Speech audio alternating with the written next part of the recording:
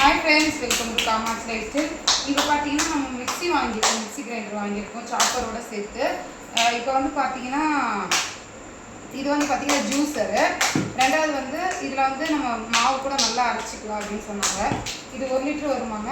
1.5 litre. 1.5 litre. இதுங்க இது 1 litre வரும். 1 லிட்டர் வரும். சட்னி அரைச்சிக்கலாம். சட்னி அரைச்சிக்கலாம். இது வந்து மிளகு சீரகம் நுணுக்கிறது.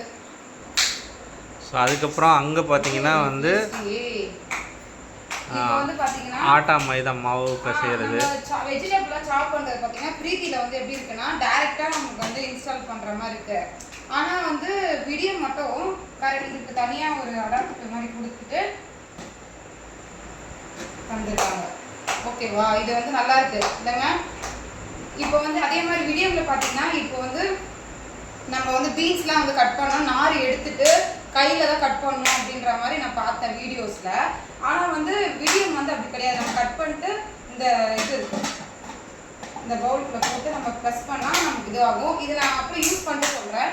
இது வந்து பார்த்தீங்கன்னா ரெண்டாவது ஜூஸர் கொடுத்துருக்காங்க, 3 பிளேட் கொடுத்துருக்காங்க. நமக்கு பீட்ரூட்டு கேரட்டு எல்லாமே சீட்லாம் ரொம்ப ஷார்ப்பாக இருக்குது. சாப் பண்ணுறது ஃபுல்லாகவே இருக்கு, இதுக்குள்ளே இருக்குது எல்லாமே கரெக்டாக நல்லா இருக்குது. ப்ரைஸ் ரேஞ்சிலையும் சூப்பராக இருக்குது. கண்டிப்பாக இது வாங்கலாம்.